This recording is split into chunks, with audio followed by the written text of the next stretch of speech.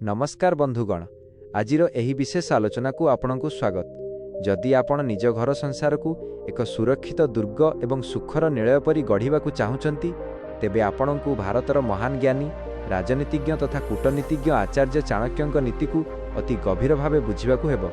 चाणक्य कहिथिले जे जेउ व्यक्ति निज घर को सुसंहत करि रखिपारे नाही, से सारा जीवन मानसिक अशांति एवं दारिद्र्य भोग करे। एही दीर्घ आलोचना रे आमे चाणक्यଙ୍କ सेही अमूल्य बाणी को विस्तृत भावे विश्लेषण करिबा, जहाँ आपणଙ୍କ पारिवारिक जीवन को संपूर्ण बदलाई देबार क्षमता रखे। 1. आर्थिक सुरक्षा और धनर रक्षणाबेक्षण, द सील्ड ऑफ वेल्थ। आचार्य चाणक्यଙ୍କ मतरे धन हेउची जणे गृहस्थर सबुठु बड़ शक्ति। से कहिसंती आपदर्थे धनं रक्षेत दारान रक्षेत धनैरपि, अर्थात विपद समय पई धन संचय करंतु एवं सेही संचित धन द्वारा परिवारर सम्मान रक्षा करंतु। अनावश्यक व्यय उपरे कठोर नियंत्रण। आजिकालीर देखाशिखा दुनिया रे आमे अनेक समय रे अन्य को प्रभावित करिबा पई टंका खर्च करू, किंतु चाणक्य सतर्क कराई देइछंती जे जेउ व्यक्ति निजर आय अपेक्षा अधिक व्यय करे, से शीघ्र विपद रे पड़े। घर संभाळिबा पई आपनकु प्रतिटी पैसार हिसाब रखिबाकु हेबो। जेपरि गोटे क्षुद्र छिद्र विशाल नौका को बुड़ाई दिए, सेहीपरि छोट छोट अजथा खर्च घरर आर्थिक मेरुदंड भांगी दिए। गुप्त संचय और गृह सुरक्षा। चाणक्य नीति कहे, आपणक पाखरे केते धन अछि बा आपण केते संचय करिसंती, ताहा केबे भी बाहर लोकंकु कहंतु नाही। एपरिकी आपणक परिवारर आर्थिक दुर्बलता विषय मध्य बाहर आलोचना करंतु नाही। जेतेबेले दुनिया जानी जाए जे आपण आर्थिक भावे दुर्बल, सेतेबेले लोके आपणकु सम्मान देबा बंद करि दियंती एवं शोषण करिबाकु चेष्टा करंती। 2. संपर्कर मर्यादा और विश्वस्तता, फैमिली वैल्यूज हार्मोनी। चाणक्यଙ୍କ अनुसारे एक सफल परिवारर मूलदुआ हेउची विश्वास एवं सम्मान। जेउ घरे प्रेम नाही, सेही घर केवल चारि कांथर एक जंगल सदृश। स्त्री और परिवारर भूमिका। आचार्य चाणक्य स्पष्ट करिसंती जे जणे शीलवती एवं बुद्धिमती स्त्री ही घर को स्वर्ग करिपारे। स्वामी एवं स्त्रीଙ୍କ मध्यरे कौनसी प्रकारर गुप्त शत्रुता बा अविश्वास रहिबा उचित नुहे। जदि उभयଙ୍କ मध्यरे मनमालिन्य हुए, ताहाकु सोईबा घर भितरे समाधान करंतु। बाहर लोक जेपरि आपणଙ୍କ घरर कलित कराल विषय जानिबाकु न पाआंती। जेउ घरर गुमर बाहरे पड़े, सेही घर खूब शीघ्र छारखार हो जाए। क्रोध त्याग और शांत स्वभाव।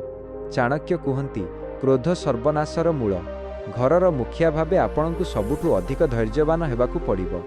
जदि आपण सबुबेले रागिबे किंबा परिवार सदस्यଙ୍କ उपरे पाटितुंड करिवे, तेबे पिलामाने आपणଙ୍କୁ भय करिवे किंतु सम्मान करिवे नाही। संपर्क को संभाळिबा पई अनेक समय रे चुप रहिबा सिखंतु। 3. संतानर गठन और संस्कार, राइचस अपब्रिंगिंग। चाणक्यଙ୍କ नीति रे संतान परिचालना पई सबुठु बड़ ज्ञान रहिछि। से कहिसंती, पुत्र शत्रुः अपंडितः, अर्थात मूर्ख संतान परिवार पई शत्रु समान। संतान पालनर 3टी पर्याय। आचार्य चाणक्य एक वैज्ञानिक उपाय कहिसंती। प्रथम 5 वर्ष पिला को अत्यधिक स्नेह और आदर दियंतु।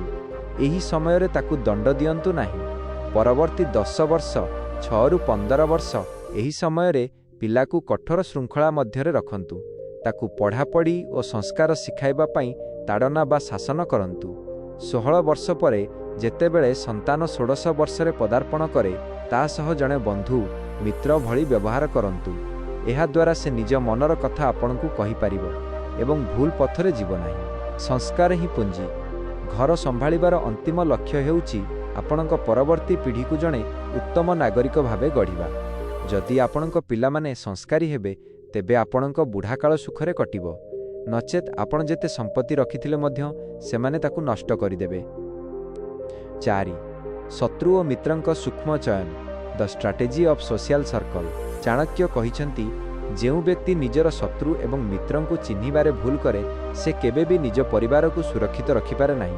कपटी बंधुंक चिन्हट। अनेक समय रे आम घर को आसुथिबा लोक माने बाहरे मधुर कथा कहंती, किंतु भितरे भितरे आमर अनिष्ट चाहंती।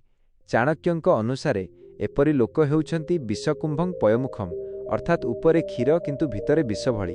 घर संभाळिबार अर्थ हेउची आपणଙ୍କ घरर व्यक्तिगत कथा काहा आगरे प्रकाश करिवे, ताहार सीमा निर्धारण करिबा। संतानଙ୍କ संगति उपरे नजर। परिवारर भविष्यत आपणଙ୍କ संतान। जदि सेमाने ଖରାପ ସଙ୍ଗତରେ ପଡ଼ନ୍ତି ତେବେ ଆପଣ ଜୀବନ ସାରା ଯେତେ ଧନ ରୋଜଗାର କରିଥିଲେ ମଧ୍ୟ ତାହା ନଷ୍ଟ ହୋଇଯିବ। ଚାଣକ୍ୟ କୁହନ୍ତି, ଗୋଟିଏ ଶୁଖିଲା ଗଛରେ ନିଆଁ ଲାଗିଲେ ଯେପରି ସାରା ଜଙ୍ଗଲ ଜଳିଯାଏ, ଜଣେ କୁଳାଙ୍ଗାର ପୁତ୍ର ଯୋଗୁଁ ସାରା ପରିବାର ସେହିଭଳି ଛାରଖାର ହୋଇଯାଏ। 5. ବାଣୀର ସଂଯମତା ଓ ଗମ୍ଭୀରତା, ଦ ପାୱାର ଅଫ୍ ସ୍ପିଚ୍। ଚାଣକ୍ୟଙ୍କ ମତରେ ମଣିଷର ବାଣୀ ହିଁ ତା'ର ସବୁଠୁ ବଡ଼ ଅସ୍ତ୍ର। ଏହା କାହା ମନକୁ ଜିତିପାରେ କିମ୍ବା କାହା ସହ ସାରା ଜୀବନ ପାଇଁ ଶତ୍ରୁତା ସୃଷ୍ଟି କରିପାରେ। ଗୃହସ୍ଥ ପାଇଁ ମଧୁର ବଚନ। ଘର ସମ୍ଭାଳୁଥିବା ବ୍ୟକ୍ତି ସବୁବେଳେ ଶାନ୍ତ ଏବଂ ମଧୁର ଭାଷୀ ହେବା ଉଚିତ। ଯେଉଁ ଘରେ ସବୁବେଳେ ପାଟିତୁଣ୍ଡ ଏବଂ କଟୁ ଶବ୍ଦ ବ୍ୟବହାର ହୁଏ ସେଠାରେ ଦରିଦ୍ରତା ବାସ କରେ। ଆପଣଙ୍କ ଶବ୍ଦରେ ସମ୍ମାନ ଥିବା ଦରକାର। ଯଦି ଆପଣ ନିଜ ସ୍ତ୍ରୀ କିମ୍ବା ବଡ଼ମାନଙ୍କୁ କଠୋର କଥା କହିବେ ତେବେ ଘରର ଶୃଙ୍ଖଳା ବିଗିଡ଼ିଯିବ। କ୍ରୋଧ ସମୟରେ ମୌନ ବ୍ରତ। ଚାଣକ୍ୟ ସ୍ପଷ୍ଟ କରିଛନ୍ତି ଯେ କ୍ରୋଧ ହେଉଛି ମଣିଷର ଶତ୍ରୁ। ଯେତେବେଳେ ଆପଣ ରାଗିଥାନ୍ତି ସେତେବେଳେ ଆପଣଙ୍କ ବିଚାର କରିବା ଶକ୍ତି 100% ନଷ୍ଟ ହୋଇଯାଏ। ତେଣୁ ବିବାଦ ସମୟରେ ଚୁପ୍ ରହିବା ହିଁ ଶ୍ରେଷ୍ଠ ବୁଦ୍ଧିମତା। ଥରେ ମୁହଁରୁ ଶବ୍ଦ ବାହାରିଗଲେ ତାହାକୁ ଫେରାଇ ଆଣିବା ଅସମ୍ଭବ। 6. ସ୍ୱାସ୍ଥ୍ୟ, ସ୍ୱଚ୍ଛତା ଓ ସକାରାତ୍ମକ ପରିବେଶ, ହେଲ୍ଥ ଆଣ୍ଡ ଅରା। ଶରୀର ମାଧ୍ୟଂ ଖଳୁ ଧର୍ମସାଧନମ୍, ଅର୍ଥାତ୍ ସବୁ କର୍ମ କରିବା ପାଇଁ ଶରୀର ସୁସ୍ଥ ରହିବା ଜରୁରୀ। ଖାଦ୍ୟ ସଂଯମତା। ଘର ସମ୍ଭାଳିବା ପାଇଁ ଆପଣଙ୍କୁ ସକ୍ରିୟ ରହିବାକୁ ହେବ। ଚାଣକ୍ୟଙ୍କ ଅନୁସାରେ ଅତ୍ୟଧିକ ଭୋଜନ ରୋଗର କାରଣ। ଯଦି ଘରର ମୁଖିଆ ରୋଗୀ ହୋଇ ରହନ୍ତି ତେବେ ଘରର ଆର୍ଥିକ ଏବଂ ମାନସିକ ସ୍ଥିତି ବିଗିଡ଼ିଯାଏ। ପରିବାରରେ ସମସ୍ତେ ଶୃଙ୍ଖଳିତ ଖାଦ୍ୟପେୟ ଉପରେ ଧ୍ୟାନ ଦେବା ଉଚିତ। ଘରର ବାତାବରଣ। ଯେଉଁ ଘରେ ସଫାସୁତୁରା ରହେ ନାହିଁ ସେଠାରେ ନକାରାତ୍ମକ ଶକ୍ତି ବାସ କରେ। ଚାଣକ୍ୟ କୁହନ୍ତି, ସୂର୍ଯ୍ୟୋଦୟ ପୂର୍ବରୁ ଉଠିବା ଏବଂ ଘରକୁ ବ୍ୟବସ୍ଥିତ ରଖିବା ଦ୍ୱାରା ମନ ପ୍ରଫୁଲ୍ଲିତ ରହେ। ଯେଉଁ ଘରର ସଦସ୍ୟମାନେ ସକାଳୁ ଉଠି ଶୃଙ୍ଖଳିତ ଭାବେ ଦିନଚର୍ଯ୍ୟା ଆରମ୍ଭ କରନ୍ତି ସେହି ଘରକୁ ଦୁନିଆର କୌଣସି ଅଭାବ ଛୁଇଁପାରେ ନାହିଁ। 7. ଆତ୍ମସମ୍ମାନ ଓ ଗୁପ୍ତ ରହସ୍ୟର ସୁରକ୍ଷା, ଦ ସିଲ୍ଡ ଅଫ୍ ସେଲ୍ଫ ରେସ୍ପେକ୍ଟ। ଆଚାର୍ଯ୍ୟ ଚାଣକ୍ୟ କହିଛନ୍ତି, ମଣିଷ ନିଜର ଅପମାନ ଏବଂ ଘରର ଦୁର୍ବଳତାକୁ କେବେ ବି ସର୍ବସାଧାରଣରେ ପ୍ରକାଶ କରିବା ଉଚିତ ନୁହେଁ। ଘର ସମ୍ଭାଳିବା ମାନେ ହେଉଛି ପରିବାରର ମର୍ଯ୍ୟାଦାକୁ ଜଗିବା। ଅପମାନକୁ ପ୍ରକାଶ କରନ୍ତୁ ନାହିଁ। ଜୀବନରେ ଅନେକ ସମୟରେ ଆମକୁ ଅନ୍ୟମାନଙ୍କ ଦ୍ୱାରା ଅପମାନିତ ହେବାକୁ ପଡ଼େ, କିନ୍ତୁ ଚାଣକ୍ୟଙ୍କ ମତରେ ଯଦି ଆପଣ ନିଜର ଅପମାନ ବିଷୟରେ ଅନ୍ୟମାନଙ୍କୁ କୁହନ୍ତି ତେବେ ଲୋକେ ଆପଣଙ୍କୁ ସହାନୁଭୂତି ଦେବା ପରିବର୍ତ୍ତେ ଆପଣଙ୍କୁ ନେଇ ପରିହାସ କରିବେ। ଜଣେ ଶକ୍ତିଶାଳୀ ଗୃହସ୍ଥ ସେହି ଅପମାନକୁ ନିଜ ଭିତରେ ରଖି ତାକୁ ସଫଳତାରେ ପରିଣତ କରେ। ଘରର ଦୋଷ ଓ ଦୁର୍ବଳତା। ପ୍ରତ୍ୟେକ ପରିବାରରେ କିଛି ନା କିଛି ଅଭାବ ବା ଦୋଷ ଥାଏ, କିନ୍ତୁ ସେହି କଥା ବାହାର ଲୋକ ଜାଣିବା ମାନେ ଆପଣ ଶତ୍ରୁକୁ ନିଜ ଘର ଭାଙ୍ଗିବା ପାଇଁ ବାଟ ଦେଖାଉଛନ୍ତି। 100% ଚେଷ୍ଟା କରନ୍ତୁ ଯେପରି ଆପଣଙ୍କ ଘରର କଳି ବା ଦାରିଦ୍ର୍ୟ ବିଷୟରେ ବାହାର ଲୋକ ସୂଚନା ନ ପାଆନ୍ତି। ଯେଉଁ ଘରର ଗୁମର ବାହାରେ ପଡ଼େ ସେହି ଘରର ପତନ ନିଶ୍ଚିତ। 8. ସମୟାନୁବର୍ତ୍ତିତା ଓ ଦୂରଦୃଷ୍ଟି, ଷ୍ଟ୍ରାଟେଜିକ୍ ଫୋରସାଇଟ୍ ଟାଇମିଂ।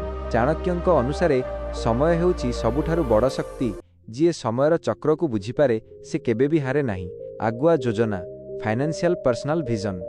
ଘର ସମ୍ଭାଳିବା ମାନେ ହେଉଛି ଆସନ୍ତାକାଲିର ବିପଦ ପାଇଁ ଆଜି ପ୍ରସ୍ତୁତ ରହିବା। ପିଲାଙ୍କ ଭବିଷ୍ୟତ ହେଉ କିମ୍ବା ଘରର କୌଣସି ବଡ଼ ନିଷ୍ପତ୍ତି, ସବୁକିଛି ପାଇଁ ଏକ ଦୂରଦୃଷ୍ଟି ରଖନ୍ତୁ। ଶେଷ ମୁହୂର୍ତ୍ତରେ କାମ କଲେ ମାନସିକ ଚାପ ବଢ଼େ ଏବଂ ଅଯଥା ଅର୍ଥ ବ୍ୟୟ ହୁଏ। ସବୁବେଳେ ନିଜକୁ ପ୍ରଶ୍ନ କରନ୍ତୁ, ବର୍ତ୍ତମାନ ସମୟ କିପରି ଚାଲିଛି ଏବଂ ଆଗକୁ କ'ଣ ହୋଇପାରେ। ସୁଯୋଗ ଓ ସତର୍କତା।